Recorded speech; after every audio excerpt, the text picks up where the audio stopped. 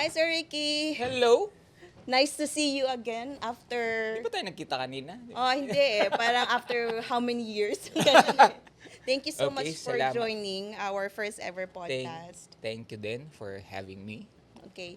Before we start, Sir Ricky, how long have you been a photographer? Tagal na. As in. As How in, long? matagal. How long? Started mid-80s. Mid-80s? Wow. Oo, pero hindi pa naman pro. Nag-pro ko 90s na eh. Okay. So like during the 90s, can you paint us a picture? Sino ka noon? What was the dream you were like chasing? Wala. Gusto ko lang kumita. Were you a photographer right then and there or you were doing Yeah. something else? Photographer talaga. Pagka, actually, hindi ako nakagraduate because of photography. Parang nakita ko na yung sarili ko na ano eh. Because that time walang course for photography. Oo nga. 'Di ba? So nakita ko yung sarili ko as photographer na talaga. So diniretso ko na, pinorso ko na yung career as photographer. Wow. Doon pa lang. So right then, you already know that you're a photographer, you want to pursue it. Ano yung why? Ano yung mga nag-push talaga sa'yo na eto na yung gusto ko? Masaya ako doon sa ginagawa ko. Yung paghawa ko na yung camera, most of the people naman pag nag-start sa photography, either landscape or flora and fauna, mga ganon, di ba? So, ganon din yung start ko. Then, nag-try ako ng portraits, ganon. Wala pa nun yung mga street eh. Hindi pa uso sa amin dati yung mga street. Basta, yan lang. Landscape, bulaklak, because I studied in Baguio eh. Oh, So, okay. maganda talagang... You're from oo. Baguio. Hindi naman, pero from Manila, parang nakita ko mas masarap mag-aral sa Baguio. Akala ko mag-aaral ako. Tapos, ano Yun, naging nangyari? photographer ako. Hindi, masarap. Ano sabi ng masarap. parents mo? Wala, ang parents ko masyadong mabait eh. Kung ano yung gusto ko, yun lang ano. Kaya, ayun, ganun din ako sa anak ko. Kasi kung ano yung gusto ko dati, hinayaan nila ako. Wow, very Walang supportive ano, yung family. Oo, walang usapan na, maganito ka, magano. Walang ganun. Wow. Basta kung ano yung gusto ko, yun yung nasunod, kumbaga. Right, that time, ano yung ini-envision you for yourself? Like, is it fame, financial freedom, or is it creative fulfillment? Gusto ko lang noon, ma-print yung litrato ko sa magazine. Wow. Yun lang. Wala yung sumikat ako or makilala ako sa ano. Wala. Gusto ko lang gumanda yung kuha ko. Kasi yung nakikita mo sa ano, 'di ba? Sa magazine, sa libro. Sabi ko, paano lang ginagawa yun? So yun yung naging inspirasyon ko para iangat yung level nung photography ko. So, analyzing yung mga photos, gano'n. Tapos, yun, i-apply kung ano yung self-taught eh. Walang nagtuturo. Was it hard? Like, Medyo. starting and then just doing it like for yourself? Medyo, tsaka Yeah. magastos. Nagastos. Ang start ko talaga is, actually may kasalanan ako sa parents ko. Bakit? Kasi one summer, sabi ko mag-enroll ako ng summer for my college. Hindi ko in-enroll yung ano ko, yung pera ko. Pinang-tuition mo? Yung pan-tuition ko, pinambili ko ng film. Oh my God. Pinambili ko ng film, nag-aral ako talaga ng photography that one summer. So, dun ko hinon yung skill ko, yung sabi ko kasi alam ko magiging photographer. Alam ko ito na yung path ko. So, yun, bili ako ng film, pampadevelop. Kasi doon, yung kuha ng litrato, hindi mo naman makikita kagad di ba? Yeah, oo. Pagkuha mo ng litrato, sasamahan mo ng dasal. Sana po mabuo. Yes. Di ba? yes. Parang Oo, ganon, di ba? So, yun. And then, medyo mahirap kasi nga, mahalang film. Magkano lang naman yung perang nasa akin, di ba? So, pinagkasya ko yun. Sir That Ricky, one summer. really good yung sinabi mo na yung pinang-tuition mo, hindi mo binayad sa school, but pinabili mo siya ng camera. Hindi, ng film. Ng film? Oo, because my father gave me a camera. So, may camera na ako, meron na akong tool, kumbaga bala na lang ang kailangan, parang gano'n. What was the turning point? Bakit mo siya ginawa? Na instead na ito ipang tuition ko siya, hindi ko siya ibabayad sa tuition ko. That Ibibili time- ko siya ng film. That time kasi parang ano ako na makabuo ng litrato. Yun yung parang December pa lang nun, 'di ba? Summer natin is around March, April. Oo, ganyan. Yeah. So started 2 months yun 2 months yung summer na yun. So December pa lang a year before, alam ko na gagawin ko. Tapusin ko tong SEM na to, yung susunod na SEM ko, iaano ko sa photography. Ano sabi ng parents mo? Hindi naman nila alam eh. Nang nalaman nila, what were their reaction? Wala. Nakita nila na masaya ako doon sa ginagawa ko eh. Palagay ko, masaya rin sila na nakita nilang masaya ako doon sa ginagawa. Wala akong naano sa parents ko na bakit mo ginawa yan? Bakit? Walang tanong. Basta hinayaan lang nila ako. Hindi mo ba siya pinagsisihan, that decision that you made years and years ago? Palagay ko hindi. Kung uulitin natin, Ganun pa rin yung gagawin. gagawin ko pa rin yun. Although may konting changes, syempre, as you grow older, mas may natututunan ka, di ba? Yes. So, pag bumalik ka dun sa, syempre may baguhin ka na dapat baguhin. Pero as a photographer pa rin ako. Siguro, sa next life, photographer pa rin ako eh. Oo, ganun pa rin. Yun pa rin talaga hilig. At that time po, Sir Ricky, did you have a mentor that Wala. directed you na ito yung gagawin mo? Wala. Walang mentor. Meron ako mga kaibigan na nagpo-photography din. Pero syempre, mga nag-uumpisa din sila. Meron ako mga tinitingala. Because there was a book before parang Best of the Philippines, parang gano'n. Natuto kasi ko sa libro lang. There are only 3 books sa library ng school. So, yun lang yung binabasa ko. Pupunta ako ng library. And then nakita ko nga yung libro ng parang Best of the Philippines. Parang puro photographer siya.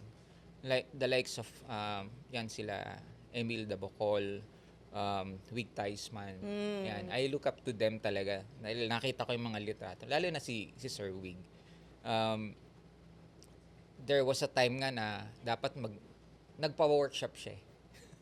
Wala pera. Oh. Nag-enroll ako, sabi ko, kaso hindi ako umattend. Kasi, yun nga, wala akong pambayad di ba? So, tiis. Pero pumupunta-punta ako dun sa tinitignan ko yung mga works ni Sir Wig. Because that time, meron pa siyang sa Baguio Meron pa siyang studio sa Baguio. And kami nung kasama ko na estudyante rin, we were the student members ng Baguio Arts Guild. Sino makakasama namin sa Baguio Arts Guild? Sila Ben Cab. Yung mga ganun yung kasama mo. Yes. So, ang ganda ng exposure pag sa Baguio ka nag-start. Ang ganda ng exposure sa art. So, yun, nakatulong yun mga ganun.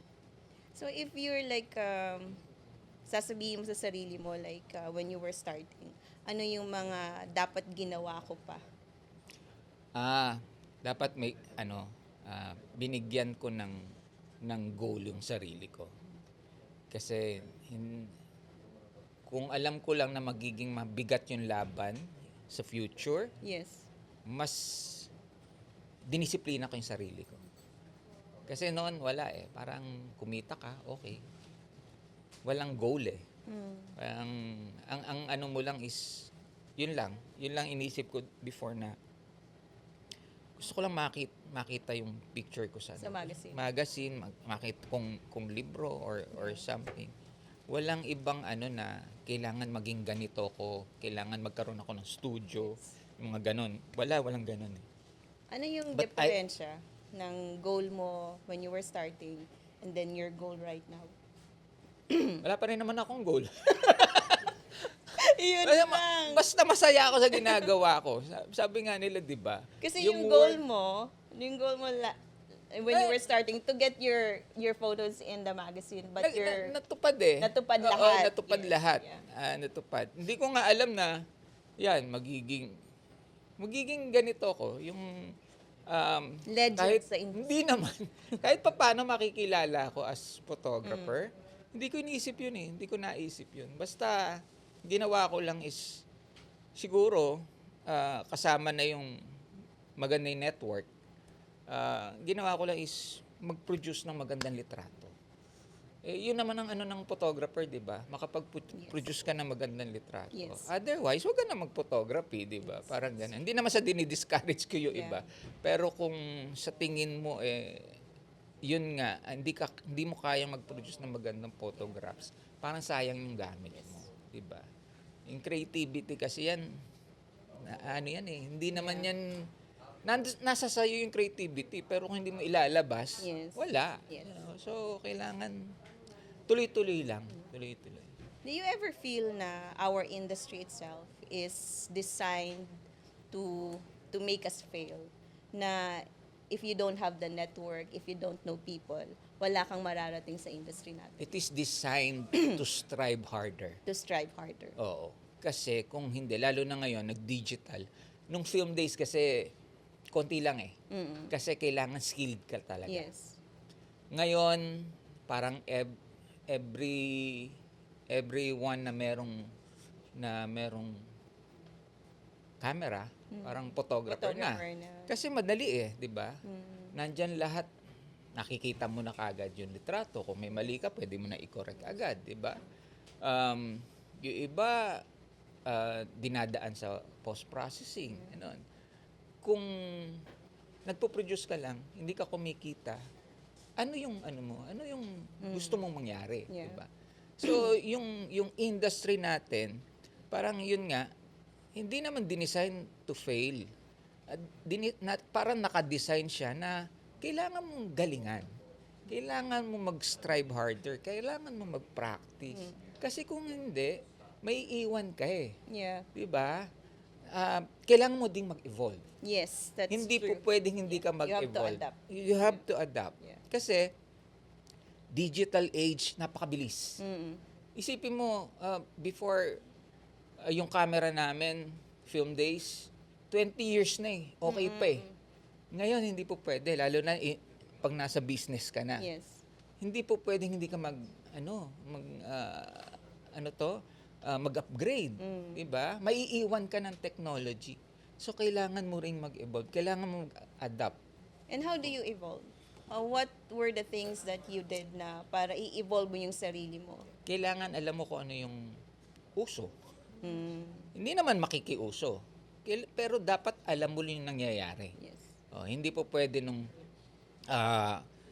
eto ko kumbaga, 'di ba, nung unang nilabas ang Photoshop. Ay nako, yung Photoshop na yan, Yes, oo. 'di ba? Masisira ang photography diyan sa Photoshop na yan. Hindi siya tunay na photography. Oo, hindi photography yan. Ang daming chubanes na mga ganon, di ba? Pero ngayon, sino? Di ba lahat? Lahat gumagamit ng Photoshop, di ba? Same with AI, Yeah. di ba? You have to know AI. Kasi doon patungo eh. Doon papunta. Pero hindi sinasabing AI sisira sa photography. Because for me, AI, depende yan sa nagpa-prompt. Yeah. Diba?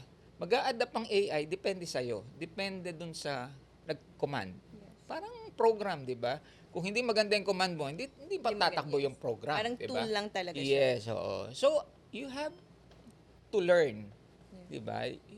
Sabi mo nga, di ba? You have to adapt. Yeah, So, kung yun, dapat mo pag-aralan. Yeah. Di ba? And tingnan mo kung ano yung mga bagong nangyayari sa photography. Hindi po pwedeng nandun ka na lang. Di ba? Ikaw, tumatanda, yung photography, nag-i-evolve din, di ba? So kung tumatanda ka, hindi ka nag-i-evolve, maiiwan ka. Sa journey niyo po, Sir Ricky, as a photographer, for how many years? How many years na ba? How Tagal many na. years? Yan yung usapan natin. How many years have you been a Tagal na. photographer? More than 30 years? More than 30 years. Oo. Pero, May nag-set ba sa mind mo na advice or books or anything else na talagang hanggang ngayon inaano mo pa rin siya? Alam mo, Dinadala mo siya? I learned my lesson na hindi po pwedeng andito ka lang. Kasi nagkaroon ako ng time siguro mga 10 years mahigit yon na gusto ko lang mag-photographer kasi gusto ko lang kumita. Oh. Walang creativity, walang ginagawa ko lang trabaho ko, 'di ba? Kuha ka kliyente, kumita ka, okay na, 'di ba? Thank you sa internet, nagkaroon ng forum, nagkaroon So doon lumawak yung contacts, doon Yes. lumawak na teka, hindi lang ako nag-iisang photographer, madami kaming photographer. Yeah. So we have to share ideas, 'di ba? Kailangan ko malaman ano ba ginagawa nyo, paano ba ginagawa to, 'di ba? Or mai-share ko yung natutunan ko rin. So doon lang eh. Doon lang parang umandar uli. Yes. Oh, 'di ba? Kailangan talaga meron kang something na ginagawa lagi. Hindi po pwedeng nandito ka lang. Hindi po pwedeng naka-enclosed ka lang Naka-enclosed lagi. lang, Oh, kailangan kung kailangan mo mag-share ka. Yes. 'Di ba? Hindi po pwedeng sarilinin mo lang lahat. Hindi po pwedeng okay na to, kumikita ako. Hindi po pwedeng ganun. Oh. Kailangan may something kang ginagawa. Sa 30 years nyo, syempre up and down siya. Up and down bilang photographer. Mas maraming ang down eh. Yes. I've been like 20 years. I know a lot of ups na talagang minsan nag-hit ka na ng rock bottom. When naka-experience ba kayo na you hit rock bottom as photographer, nagsabi ka na sa sarili mo na I don't wanna do this anymore. Parang hindi na to sapat for myself. Hindi na Anytime na na down ako, hindi. Dadaan lang to. After this, go ulit tayo. Yeah. Tuloy lang. take a break muna. Oo, parang pinagpapahinga ka lang. Yeah. There are times nga na wala na akong mapanood sa Netflix. Napanood ko na kasi lahat. Di ba? So, ibig sabihin, ang tagal ko sa bahay. Wala akong labas, wala akong shoot. Yung mga time na yon, pwede ko naman siyang, pwede ako mag-shoot ng kung ano-ano. Doon minsan, doon ako nakakabo. Like, meron akong image. Dahon lang ng bayabas. Nakabo ako ng image. Kasi wala akong ginagawa eh. Wala akong magawa. Diba? So, hindi po pwedeng, yun eh.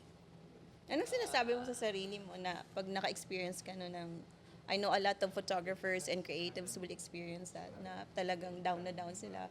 Parang gusto na nilang mag-give up as a creative. Anong, sa sarili mo, anong sinasabi mo na worth it pa itong Sa journey? akin, oo, dire-diretso pa rin. Sabi ko nga, di ba? Dadaan lang to. Nandyan naman si God. Hindi tayo pababayaan yan, di ba? Pero kailangan mo rin kumilos. Doon sa iba, hindi ko naman sinasabing ganun na lang din kayo. Kailangan talaga meron kang gawin.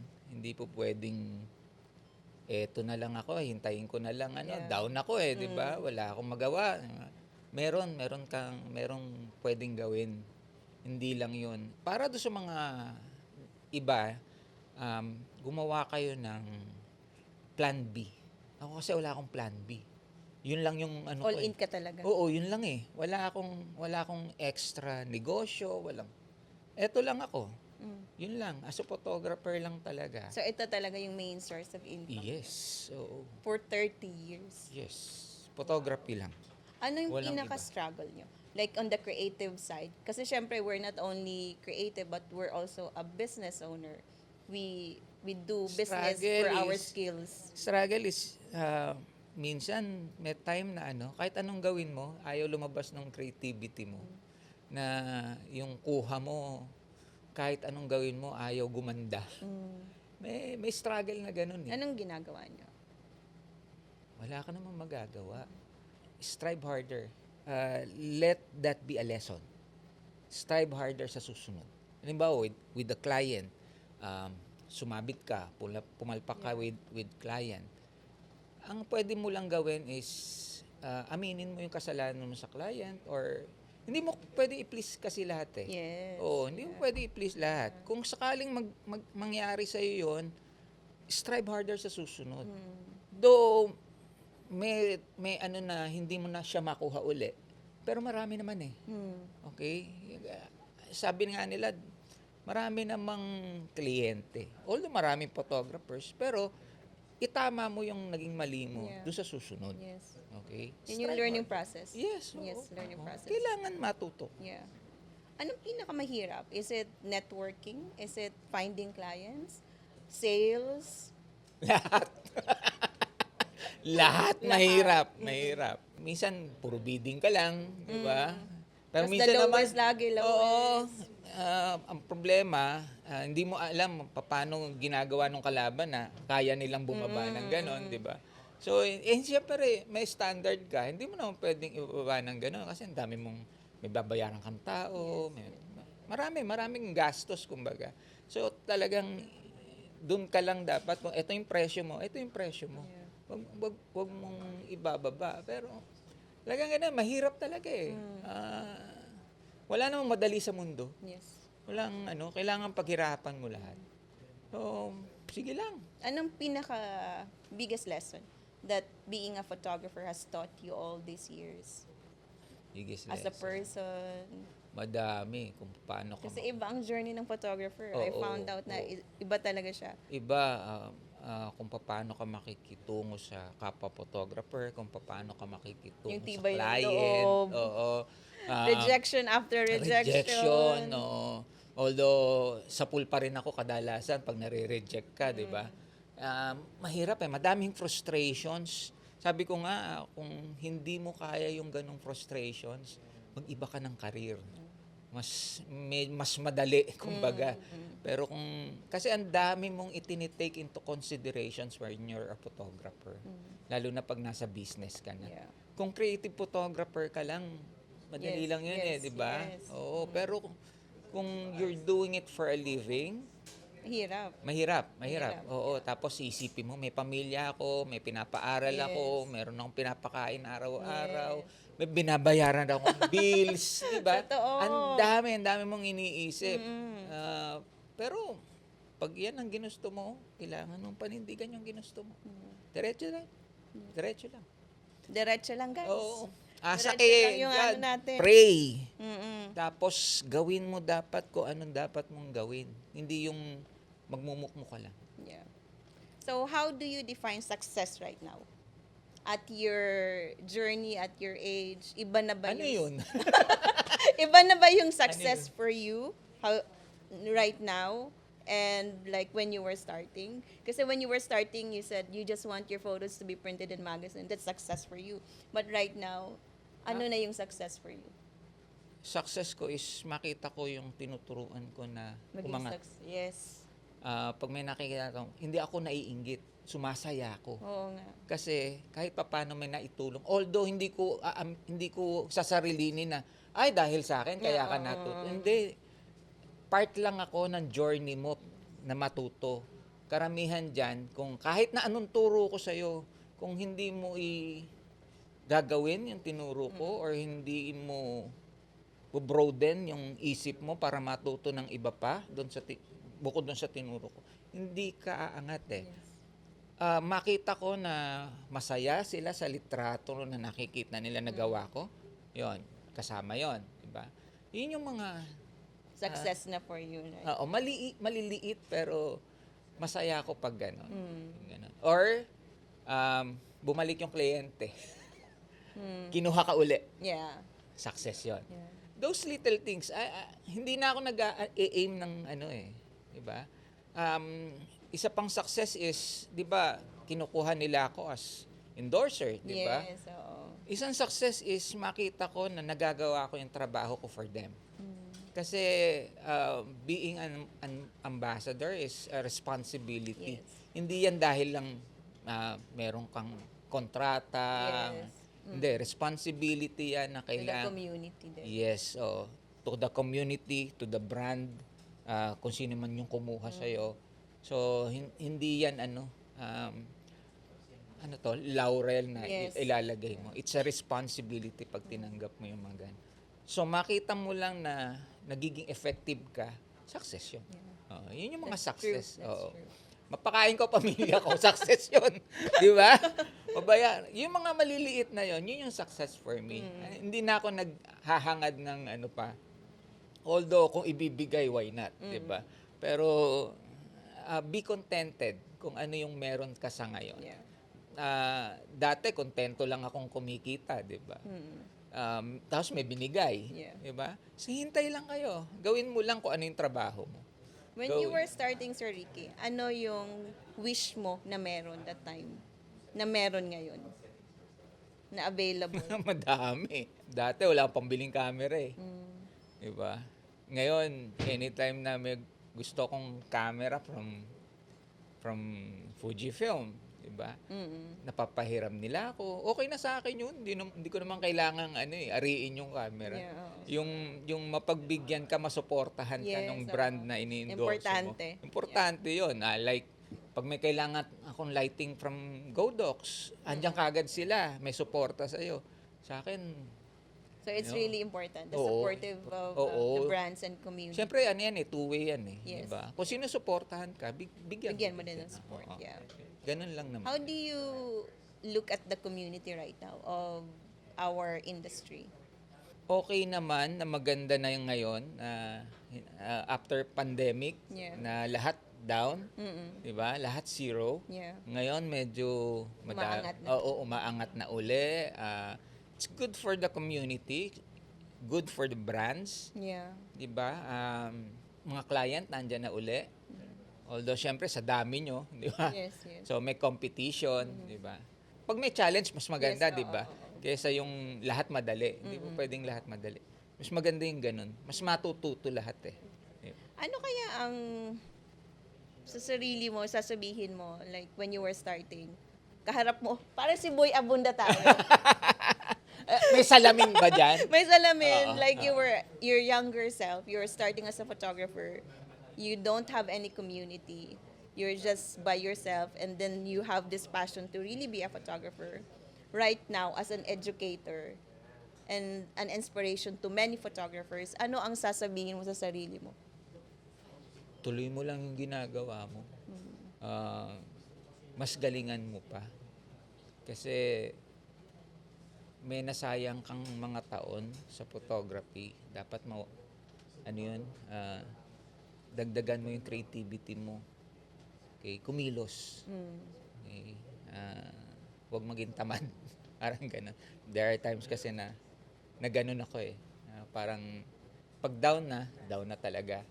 Although umaasa na lilipas yun, pero down ka pa rin eh. Diba? So mag-iisip ka pa rin. So dapat may ginagawa ka dapat. Yun lang pwedeng ko sabihin sa kanya. And pasalamat ka sa susunod, sa future, na ikaw si Ricky Ladja. Wow. Very nice one, Sir Thank you. Ricky. Yeah. Thank you, thank you. And last one na lang po. What would you advise to all the creatives who wants to have a space in our industry? Strive harder. Yeah. Oo. Mag-aral. Hindi yung hawak-hawak lang. And again, practice. Basta hindi pwede sabihin galingan eh kasi kung wala ka namang di ba? Dapat talaga matutunan lahat. Okay, lalo na yung pag-iilaw, di ba? Makipag-usap sa ibang photographer. Mag-share kayo ng ideas, di Yes. ba? Ang kagandahan nga ngayon may internet, madali yung communication. So mas madaling makapag-share ng ideas. Go out, shoot. Yes. Yun ang hindi po pwedeng gusto mong gumaling pero nasa bahay ka lang. Yeah. Hindi pa rin. You have to go out, you have to shoot, you have to practice. You have to meet other photographers. Yes. talaga.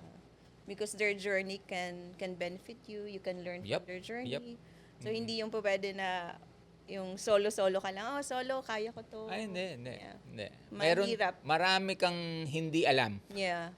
Yun ang isipin mo lagi. Marami kang hindi alam. Madami kang dapat malaman. Yes, that's true. Yeah. Okay. So thank you so much, Sir Ricky, for that very wonderful mga Thank you, insights thank you. and your Salamat background po. as a photographer in this industry. You're such a legend. Yun lagi ko sinasabi. What? To learn from No, you no. and you to be here. I'm is just a such- photographer. Karaniwang photographer Such lang an honor po ako. Such an honor. Thank you, Thank you thank so you. much. Salamat Thank you, guys. Sir Ricky, what's your favorite camera? Fujifilm, siyempre. Parang may Fujifilm model. The current cameras I'm using is the X-T5 and the GFX 100S2. Favorite lens? For my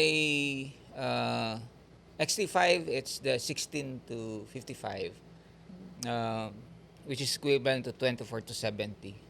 And then for my GFX, should be the 120 macro because I've been using that for food products, Strobes or continuous light? strobes. Favorite strobes? Godox, syempre. Favorite Godox model? AD600 Pro 2. Perfectly composed photo or by accident? By accident na perfectly composed. Paano yun? Paano Diba? yun? Kasi, Accident di na ba, perfectly you have to composed. capture the moment, di ba? Pero, hindi naman pwedeng snapshot yung capturing mo ng moment. You have to compose it pa rin. So, kung may practice ka, kung may experience ka, you have to gain the experience first. Pag nakita mo yung isang to capture that moment, alam mo na kagad na ito yung composition ko. So, dapat magkasama sila. Hindi po pwedeng capture the moment lang. Okay.